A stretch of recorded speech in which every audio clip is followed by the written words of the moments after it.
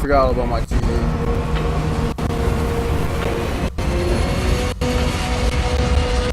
You know, John, statistically, I might just be done with this game right now. No shit. I thought you said landing square. Yeah. I guess it depends on who you have at the control.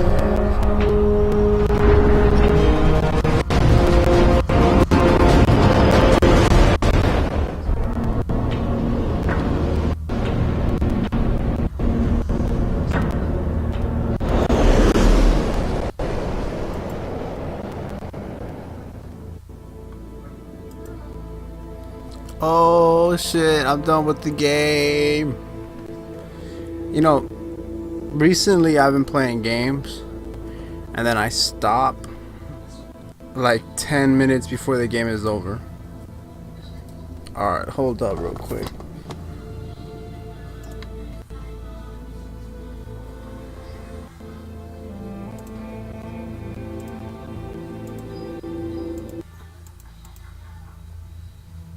I'm gonna go ahead and pause and mute the game.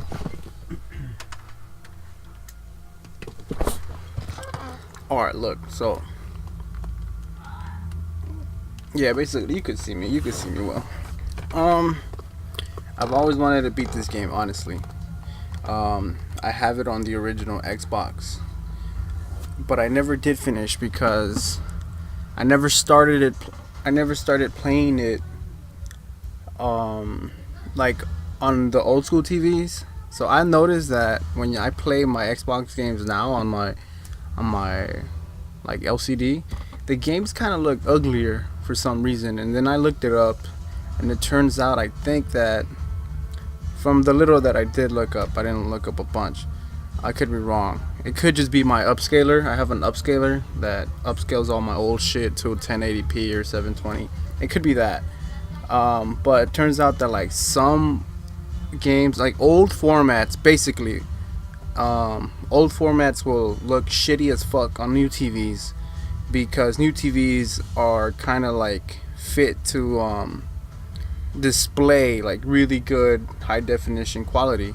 So when you play something that's really old and it kind of upscales it, or it kind of makes it look nicer, and it's not on that 4:3 scale, doesn't have that 4:3 like native scaling, because obviously the new TVs are 16:9, most of them they're widescreen. So when it's kind of like expanded out, it makes a lot of the older games look real shitty. Even though if you put them on your old CRT TV, those old school, you know, big fat TVs, if you play that game or that console on that TV, it might look a lot better than if you play it on your HD TV LCD. So that kind of, since it was so dark, it looked too polygon style. I don't know, it just looks real shitty and ugly on the original Xbox, and I just stopped playing it. I couldn't deal with the fact that it was too dark, so I dropped the game around the part where you put it like this, where you those cholo guys, where they tell you gotta find the snitch list. That's around the part where I dropped the game, and then I didn't pick it up until I bought the PlayStation 3 version, and now I'm beating it on now I beat it on the PlayStation 3, and the graphics look a lot better. And not just the graphics, but more importantly, the brightness of the game. Like, it's just a lot brighter, and I'm happy that I beat this game. It's relatively short. Honestly, it's a pretty short game.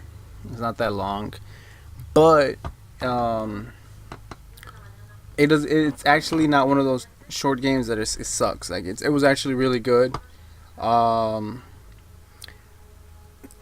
have like a little index card where I usually go off of what I grade, but basically it's this story. Alright, story, controls, gameplay, replay value. And I'm gonna probably watch this video again so I can write those things down so that I don't forget and then to claim some other shit later on. But basically, story for me is number one. I'm a story mode guy, and if I'm gonna rate something, and it's a first player game, I have to incorporate the story, how interesting it is, because there's games that look amazing and then the story just sucks. So it's just kind of like, nah, I would never play that again. I guess the story does add on to like the replay value. All right, story mode. It's actually really interesting. It's kind of simple. The name of the game is Escape from Butcher Bay. Butcher Bay is a prison. A bounty hunter catches you and he sends you to get paid, and basically you're just gonna get out of the prison. And the ways you go about are actually pretty cool because you go through different layers of the prison system. The like general population, and then like the isolation one, and then basically the what was that cryomatic sleep, where they literally just knock you the fuck out and you go to sleep, and then you wake up just to do 2 minutes of exercise. So that's the most, like, the maximum, ultra maximum security part of the prison. So it was really cool. The story was really fun. It was interesting. Very, very popular voices came out that I could recognize. I'm pretty sure Exhibit comes out in this shit. Vin Diesel. A lot of the guys from the movies are actually in the game, which is a big, for me at least, right? Because I hate when you watch a movie and then you play the game and some other dude that kind of sounds like it, but you're like, nah, that's not him or her. So this is really cool. Very few games. I'm like leaning back on my chair. Hold up. Very few games that are based on, like, not on the exact movie, because this isn't based on the movie, but it's based about the Chronicles of Riddick movie, because it's Vin Diesel. But very few games are actually really good that are from movies. So this is one of the very few ones, and it's not long, so you can sit down and play. You could probably beat it in 2 days if you really play for hours, or play it across a week. It's fun for sure. It's cool, interesting. Not some parts, if you're not paying attention, though, honestly, if you don't pay attention to what people are telling you, you might get lost, because there are no there's no maps, there's no guide, there's no compass where it's telling you go here, like literally follow the little triangle, and you get me, like, it doesn't have any of that. So you really have to sit down and like pay attention to when people are talking to you. I really like the interaction in the game. It's interesting. You can talk to almost every single prisoner, and they all have their little thing. So story mode is there. It's pretty cool, interesting. I don't even really care about Chronicles of Riddick. I like 1 out of 3 movies, maybe 2 that are out. I think there's like 4 movies out now. It's like, it's not my thing, but this is sufficient enough to me be like, it's actually pretty cool. The gameplay is cool enough. Like, it's not frustrating at all. Pretty simple, straightforward, very linear type story mode game, which is what I really wanted to play. I don't hate, but right now I'm trying to play games that are like, okay, objective 1, 2, 3 maybe, and get it done, and that's it. I'm not really trying to do that open world shit just because I don't have time, because I'm in school right now. So these are the type of games that I really want to play when I'm doing other things. So it's perfect. That was for the gameplay. The controls, I didn't really have a lot of problems with the controls, honestly. The last game that I played, the game before this one, was I Am Alive. Yeah, and that game was pretty fun. The gameplay was fun, but the controls really sucked. And this game, for sure, the controls did not suck. They were not frustrating. They were not annoying. The controls are pretty straightforward. You might miss a jump and pressing the triangle, but it happened like rarely. Replay value, I don't know. I don't think I would replay this game again, honestly. It's fun, but it's not like fun enough for me to want to play it again.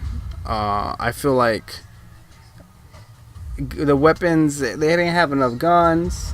They got a shotgun, a pistol, assault rifle, they got a minigun in the end, the last mission. So I probably wouldn't replay it again, honestly. But at the same time, I'm the type of guy that I mean, I have a shit ton of games, so I know I have to like beat all those other games that I have never even fucking popped into my consoles. So that's probably the reason more why I wouldn't replay them. And I know the camera's here, but I'm talking to the microphone. I don't want my sound quality to sound, to be really lame. So that's why I'm worried about the microphone. But yeah, basically that's probably the main reason why I wouldn't replay this game. Not because I wouldn't want to, more because I have other games that I really have never touched, and I probably should play. And a lot of friends tell me like, you gotta play this, you gotta play that, you gotta play that. I'm like, oh shit, yeah, there's a lot of good games out there. And usually I don't really try to push graphics onto the game when I rate them. But honestly, this is kind of like an exception, and because of what I told you earlier, I stopped playing the game on the original Xbox. Probably had it on PS2 because the graphics on my or at least the brightness on my original Xbox through my LCD were really bad, like really just horrible. I want to kind of almost pop it in there on my Xbox, because with a Switch I can literally go from PlayStation 3 to original Xbox. But the problem is probably going to be finding the game on the original Xbox. That's probably going to be the issue more than anything. I don't want to look for it for like 20 minutes and then just be like, oh, I can't find it. But yeah, it just kind of looks pretty shitty. And unless I play it on my little tiny CRT TV, I'm really not gonna enjoy my experience on the big screen. So, and you know what? That's not the case for every single game that I've played on old Xbox. I think it's just that game and a couple other games that are like that. They're probably really dark games, because I've played Conquer Live and Reloaded.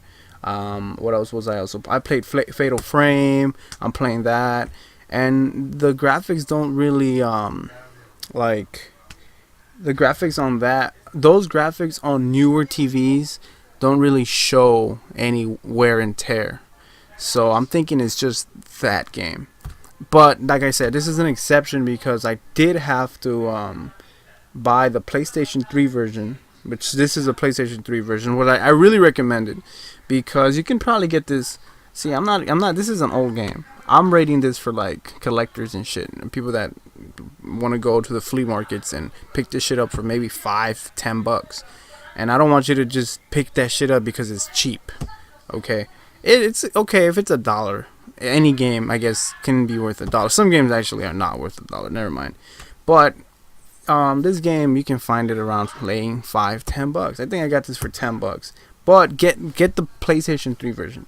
If you have a PS3, get the PS3 version, because that one has the Chronicles. Hold on, let me go get it real quick.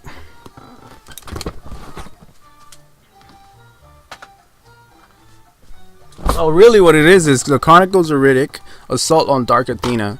And this one has the PS3 game, Assault on Dark Athena, and the PS2 original Xbox game, Chronicles of Riddick. Escape from Butcher Bay. So I recommend this version on the PS3. You get 2 games for 1. And I'm not gonna play Assault on Dark Athena right now, just because I kind of get enough of a game, and then I kind of want to try something else. Like before this, I play I Am Alive, and before I Am Alive, I beat God of War 2. So I come back to them like, sure, I'm gonna beat God of War 3. I'm gonna beat Assault on Dark Athena, but not right after. One after another one is just, you just kind of get like, okay, I had enough of Chronicles of Riddick right now, or whatever. So, yeah, pretty much, like, I want to give this game, let's see, I'm gonna go ahead and give it a 7 out of 10. I'm gonna give it a 7 out of 10, because there are a lot better games than this. And I did have to buy the PlayStation 3 version. to be able to play Assault on Dark Athena, at least for my case. So if I honestly just played this on the original Xbox for what the game really is, that would be my rating, 7 out of 10, because the story is good, it's great. The action is pretty fun, you know, it's gameplay is fun, controls are great. All the cast is there. But it's on PS3 and the original game's on original Xbox, and that one is not as good as this. So I'm giving it a 7 out of 10 just because it's not one of those games where you're just kind of like, oh shit, this game is so good, you get me, or this game was really good. It's on the short end, so it's a good picker upper, you know. You pick it up $5, $10, and play it, and you probably will never play it again. It's just fun that one time, and it's cool. Unless you're a hardcore Riddick fan. If you're a hardcore Riddick fan, I'm sure you'll probably want to play this at least twice, because it's pretty interesting. It's cool. But I'll game the Dark Athena one later, and yeah, I recommend you guys pick this one up. The Chronicles of Riddick, Assault on Dark Athena. It comes with the Escape from Butcher Bay. Alright.